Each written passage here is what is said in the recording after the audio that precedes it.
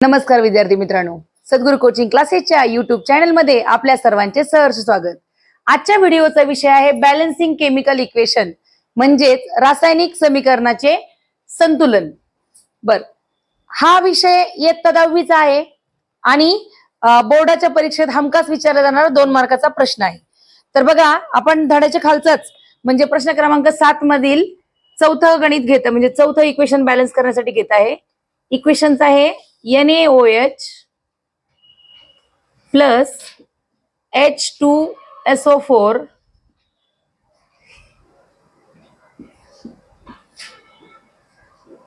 Na2SO4 plus H2O।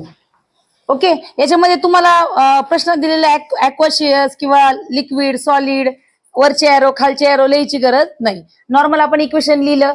आता आपल्याला balance करायचं। बॅलन्स करायचं म्हणजे काय करायचं नेमकं? तुम्हाला माहिती, तुम्ही दुकानात जाता किंवा भाजीवाल्याकडे 2 काटे असतात, त्याच्यामध्ये तुम्ही काय करता, तो काय करतो, इकडे वजन टाकतो, इकडे वस्तू टाकतो, बरोबर। पण तो दोन्हीकडे बॅलन्स नाही करत। बॅलन्स करणं म्हणजे काय की इकडे जेवढं वजन आहे तेवढं इकडे व्हायला पाहिजे। मग इथं कुणाचं वजन मोजायचंय? हे जे मॅटर्स आहेत म्हणजे कंपाऊंड आहे, याचे जे नंबर ऑफ क्वांटिटी आहेत लेफ्ट हँड साईडची आणि राईट हँड साईडची, तर ती काय आली पाहिजे? सारखी आली पाहिजे। आता हे जे आपल्याला गिवन इक्वेशन दिलं आहे बॅलन्स करण्यासाठी, यात पहिले कोणकोणते इलेमेंट आहे ते ओळखायला शिकू आपण। कसं ओळखायचं? कोणकोणते इलेमेंट आहेत म्हणजे कोणकोणते मूलद्रव्यांनी यात सहभाग घेतलाय। तर मूलद्रव्यांची नावं कॅपिटल लेटरने चालू होतात। जर एखादं स्मॉल लेटर असेल तर ते कॅपिटल लेटरच्या बाजूचं स्मॉल लेटर असेल तर तो एकच मूलद्रव्य असतो। जसं की इथे Na एकच मूलद्रव्य आहे, O वेगळा आहे, H वेगळा आहे। 3 मूलद्रव्य मला सापडले। H रिपीट झालाय, S वेगळा आहे बघा इथे। NaOH आणि S म्हणजे हे 4 मूलद्रव्य। पहिल्यांदा काय करायचं की किती मूलद्रव्यांनी याच्यामध्ये सहभाग घेतलेला आहे ते काढून घ्यायचे। मग आता सगळ्यात पहिली स्टेप काय आहे की इलेमेंटचे नाव। इलेमेंट्स म्हणजे मराठीत म्हणतो आपण मूलद्रव्य, बरोबर। मग हे डाव्या बाजूला left hand side number of elements, number of items, आणि right hand side number of items. डाव्या बाजूचे एकूण अणू आणि उजव्या बाजूचे एकूण अणू, बरोबर। आता याच्यामध्ये हा असा चार्ट आपण तयार करणार।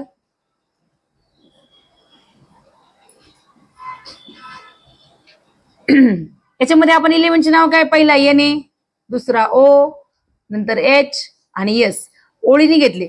जे तुमचे रिएक्टंट मध्येच आहे तेच प्रोडक्ट मध्ये येणार आहे, त्याच्यापेक्षा वेगळं काही येणार नाही। म्हणजे इकडे जेवढे तेवढेच इकडे, तरी पण तुम्हाला वाटत असेल तर कन्फर्म करू बघा। Na आहे, S आहे, O आहे आणि H आहे, म्हणजे डावीकडे जे आहे तेच उजवीकडे येणार आहेत। लिहून घेतले आपण। आता आपल्याला काय करायचं, याचं काउंट घ्यायचंय। काउंट घ्यायचं म्हणजे किती? इथं सोडियम किती वेळा आलाय? एकदा आलाय। आता कसं कळतं आपल्याला एकदा आलाय दोनदा आलाय? याच्या समोर याच्या पाया शेजारी काहीच संख्या नाही म्हणजे काय असतो? बाय डिफॉल्ट 1 असतो। तिथे काय असतो? 1 असतो। म्हणजे इथं सोडियम एकदा आलाय, इथं कुठं सोडियम दिसतोय का? नाही। म्हणजे डाव्या बाजूला सोडियम एकदा आलाय। उजव्या बाजूला चेक करू बघा, इथे Na शेजारी काहीच नव्हतं म्हणून 1 घेतला। इथे Na शेजारी काय आहे? 2, म्हणजे याचे नंबर ऑफ आयटम किती झाले? 2। फॉर्म्युला तयार करायला आपण शिकलो की याची व्हॅलेन्सी त्याच्या बरोबर आणि त्याची याच्या बरोबर, अशा प्रकारे व्हॅलेन्सीचा तिरकस गुणाकार म्हणजे तुमचा हे तयार होतं। मग याचे नंबर ऑफ आयटम्स किती झाले? 2।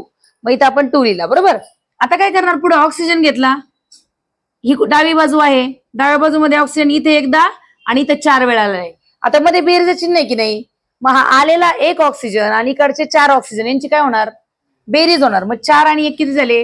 5, म्हणजे डाव्या बाजूला 5 ऑक्सिजन आहे। सगळ्यांच्या लक्षात आलं का? पायाजवळची संख्या।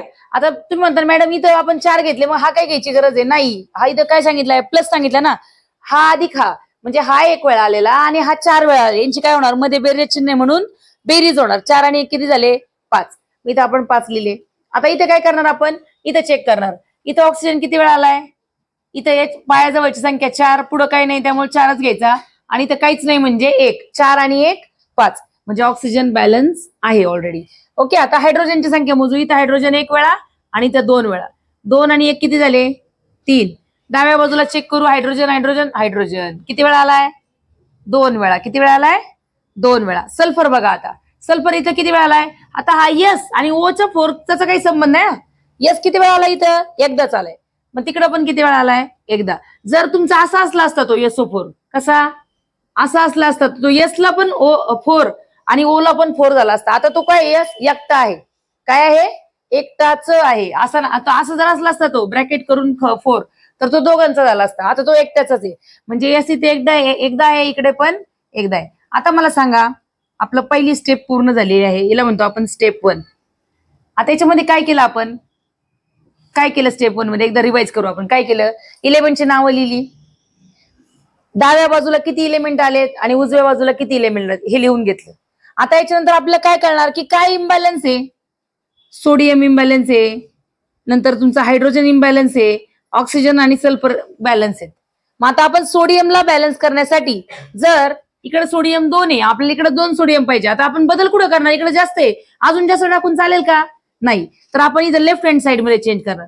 हे बघा आपल्याला इथं मुभा आहे. कसली मुभा आहे? की आपण दोन्ही बाजूमध्ये बदल करू शकतो. अजून एक गोष्ट की आपण काय नाहीयेत, सायंटिस्ट नाहीयेत, आपण फॉर्म्युला चेंज नाही करू शकत. म्हणजे आता इथे मी म्हणलं की मला इथं 2 आहे आणि मला इथं पण 2 पाहिजे, माझ्या पायाजवळ 2 नाही लिहू शकत आपण. नॉट अलाउड, अजिबात अलाउड नाही, परमिशन नाही, कारण आपण सायंटिस्ट नाही. आपण फॉर्म्युल्यात बदल नाही करणार, आपण त्याच्या क्वांटिटीमध्ये बदल करणार. क्वांटिटीमध्ये बदल करणार म्हणजे काय? तो 1 वेळा घ्यायचा तर आपण 2 वेळा घेणार, 3 वेळा घेणार, 4 वेळा घेणार. म्हणजे आपण ते फक्त पाणी समजा 10 ml घेतलं तर मग आपण म्हणजे त्याची क्वांटिटी वाढवणार. पाण्याचा फॉर्म्युला चेंज करू शकतो का? What is the formula of water? H2O. आपण H2O काय म्हणू शकतो का? H4O, H4O2. ते वेगळं इलेमेंट होतं, तो कंपाऊंड वेगळा होतो. त्याच्यामध्ये आपण बदल करू शकत नाही कारण आपण सायंटिस्ट नाही, आपण वैज्ञानिक नाही. फॉर्म्युल्यात बदल करायचा आपला अधिकार नाही. पहिली गोष्ट कळाली. दुसरं काय करू शकतो आपण? दुसरी गोष्ट करायची की आपण त्याच्या शेजारी त्याची क्वांटिटी चेंज करू शकतो. म्हणजे 1 वेळा आहे तर 2 वेळा घेऊ शकतो. मग आता इथं काय करायचं? आपल्याला सोडियम 2 वेळा हवाय ना, मग आपण काय करणार बघा, सिम्पली काय करणार? 2 लिहिणार, 2NaOH प्लस H2SO4. इकडेच्या बाजूमध्ये आपण काहीच चेंज केलं नाही, राईट हँड साइड मध्ये ती ऍज इट इज लिहिणार आपण. बरोबर. आता याच्यानंतर काय करणार? आपण पुन्हा एकदा अशाच प्रकारचा तक्ता तयार करून घेणार. काय लिहिणार? शॉर्ट मध्ये लिहू आता आपण इलेमेंट LHS आणि RHS. बरोबर. डाव्या बाजूला सोडियम झाले 2, सोडियम, ऑक्सिजन, हायड्रोजन आणि सल्फर.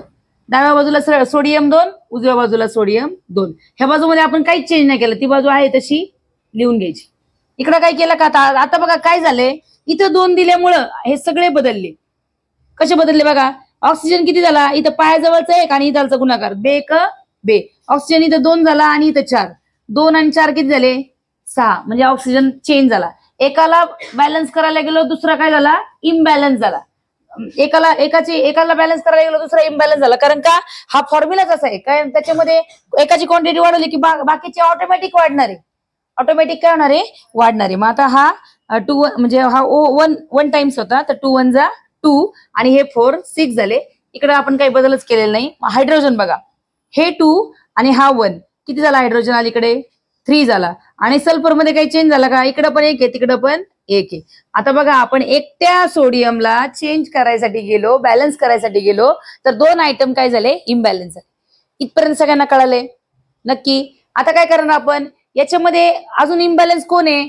आता आपल्याला इकडे आपण बदल केला. आता बदल कुठं करायला लागेल? ही बाजू तर ऑलरेडी जास्त झालेत. आता बदल कुठं करणार आपण? उजव्या बाजूला. बर, आता मी बोर्ड पुसते. उजव्या बाजूला आपण काय बदल करणार आहे? मी हा तक्ता असाच ठेवते. आपल्याला लागणार फक्त वरचं इक्वेशन पुसते. बर,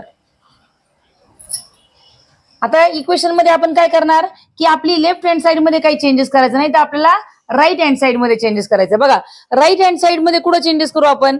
इथं करून चालेल का? आपल्याला काय वाढवायचं आहे? ऑक्सिजन आणि हायड्रोजन. मग ऑक्सिजन आणि हायड्रोजन एकत्र कुठे आहे? या फॉर्म्युल्यामध्ये, पाण्याच्या फॉर्म्युल्यामध्ये, वॉटरच्या फॉर्म्युल्यामध्ये. काय फॉर्म्युला आहे? H2O. मग 1 पट पाणी होतं तर आपण काय करू? किती पाहिजे आपल्याला ऑक्सिजन? इकडे 1 कमी पडतोय ना, तर मग इथं काय करू? 2 करू. म्हणजे काय होईल? बे आणि हे 4 6 होतील. बघा आता मी काय करते? समीकरण लिहिणार 2NaOH. मग अशी केलेला बदल पण इथं लिहायचा आणि ज्याच्यात आपण बदल नाही केले ते पण आहे तसे लिहून टाकायचे, H2SO4. आता इथे काय झाला? याच्यामध्ये आपण बदलच करणार नाही, Na2SO4 बरोबर. आता बघा 2 टाइम्स H2O केलं, मी काय केलं 2 वेळा पाणी घेतलं. 2 वेळाच का घेतलं, कारण मला ऍट अ टाइम हायड्रोजन आणि ऑक्सिजन दोघं पण इम्बॅलन्स झाले होते, दोघांनाही बॅलन्स करायचे. दोघांना बॅलन्स करण्यासाठी मी काय केले 2 लिहिले. 2 लिहिल्यावर काय होणार आहे, माझे हायड्रोजन किती होणार आहेत बघा. आता मोजूयात आपण. या साईडला काही बदल केला का नाही, म्हणजे 2 6 3 1 काउंट करायची गरज आहे, मग अशी काउंट केलेत आपण, तेच काउंट इथं लिहिला. आता ह्या बाजूला चेंज केलंय, आता इथे सोडियम इकडे 2 इकडे पण 2 झाला. सल्फर ऑक्सिजन बघा, आता हा 4 आहे आणि हा 2 2 चा 2 1 2 4 + 2 6 झाला, ऑक्सिजन बॅलन्स झाला. आता हायड्रोजन बघा, ह्या बाजूला किती वेळा आला हायड्रोजन, हा 2 आणि हा 2 4 वेळा. ओके, हा 4 वेळा आलाय हायड्रोजन, इथं 4 टाइम्स आलाय. इथं किती वेळा आलाय, 4 टाइम्स आलाय. बघा ना, हे बघा, हा हायड्रोजन 2 वेळा आलेला आणि हा पायाजवळचा 2. 2 1 2 2 + 2 किती झाले 4. इथं पण 4 होता, इथे पण 4 आला. आता इथे बघा 2 2 चा काय झालं 4. म्हणजे पायाजवळच्या संख्येने शेजारच्या संख्येला गुणायचे. पायाजवळ जर एकच असेल तर पुढची संख्या जशी तशी येणार, पुढे एकच असेल तर एकच येणार, काही नसल्यावर काय असतं 1 असतं. मग आता इथे आपण दिलेत ना 2, तर पायाजवळच्या संख्येने 2 ला गुणलं, 2 2 4 2 2 4, म्हणजे हायड्रोजन पण बॅलन्स झाला. आणि आता सल्फर बघू, सल्फर मध्ये काही चेंजेसच नाही. म्हणजे अशा प्रकारे आपलं इक्वेशन बॅलन्स झाले. किती स्टेप मध्ये बॅलन्स झालं, पहिल्या स्टेप मध्ये काय केलं आपण की आहे तसं सगळं लिहिलं, काय काय दिलंय ते. दुसऱ्या स्टेप मध्ये काय केलं, चेंजेस करायला सुरुवात केली, डावीकडे उजवीकडे. कसं ठरवलं आपण कुठे चेंजेस करायचे, कसं ठरवलं, जिथं कमी आहे त्या बाजूकडून सुरुवात केली. मग ती डावी बाजू असो किंवा उजवी बाजू असो, काही फरक पडत नाही. काय करायचं नाही, 2 गोष्टी करायच्या नाही, फॉर्म्युल्यात बदल करायचा नाही, आणि दुसरी गोष्ट काय काय सांगितली होती मी, फॉर्म्युल्यात बदल करू शकत नाही, कारण आपण मग काय करायचं तर क्वांटिटीत बदल करायचा. म्हणजे आपण ती 1 पट 2 दुप्पट 3 पट 4 पट काय घ्यायची असेल ती घेऊ शकतो. अशा प्रकारे आपले बॅलन्स इक्वेशन झालं. आलेल्या याच्यानंतर बॅलन्स इक्वेशन लिहायचं देअरफॉरचं साइन देऊन, आणि अशा प्रकारे तुमचा बोर्डाचा 2 मार्काचा टॉपिक एकदम मस्तपैकी तुम्हाला समजला असेल असं मला वाटतंय. समजलाय की नाही. मग सगळ्या शेवटी काय लिहायचं, परत असं लिहायचं, balanced equation, balanced chemical equation. काय लिहायचं, जे बॅलन्स झालं ते लिहायचं, 2NaOH plus H2SO4 Na2SO4 plus 2 times H2O. हे आपलं बॅलन्स इक्वेशन झालेलं आहे. स्टेप्स लिहायची गरज नाही, तुम्ही काय केलं ते लिहायची गरज नाही, पण तुम्हाला प्रत्येक वेळेस प्रत्येक स्टेपला तक्ता मात्र टेबल मात्र करावा लागणार आहे. सगळ्यांना कळालं. कॅपिटल लेटरनी एलिमेंट चालू होतं, जर छोटं लेटर आलं समोर तर ते त्याचाच भाग आहे समजायचं. समजा AG आला तर A कॅपिटल येतो, G स्मॉल येतो. बेरिलियम आला तर बी कॅपिटल येतो, A स्मॉल येतो. म्हणजे लक्षात ठेवायचं की तो एकच एलिमेंट, एकच नाव आहे. मग जे कॅपिटल आहेत ना, आता समजा बघायचं SO कॅपिटल आहे, H कॅपिटल आहे, म्हणजे हे वेगवेगळे झाले. आलं लक्षात, एकच नाही झाले. जरी HCl असेल तर H वेगळा, हायड्रोजन वेगळा, आणि Cl म्हणजे क्लोरीन वेगळा. Cl मधला C कॅपिटल असतो आणि L स्मॉल असतो. एकदा एलिमेंट ओळखता आले, नंबर तुम्हाला कळाले पाहिजे. नंबर कसं, काहीच नसल्यावर काय असतो 1. शेजारी जर कोणती संख्या असेल ती त्या अख्ख्या आतल्या, जर जो कंपाऊंड आहे, जो फॉर्म्युला आहे मॉलिक्युलर फॉर्म्युला, त्या सगळ्यांना लागू पडते. जसं की इथे 2 होते तर 2 वेळा Na आले, 2 वेळा ऑक्सिजन आला आणि 2 वेळा हायड्रोजन आला. मग अशी मी ते काहीतरी सांगता सांगता माझा एक लिहायचा राहून गेला, हायड्रोजन एकदा लिहायचा राहून गेला होता, कारण मी इथंच काउंट केला, म्हणलं इथं बदलच नाही केला.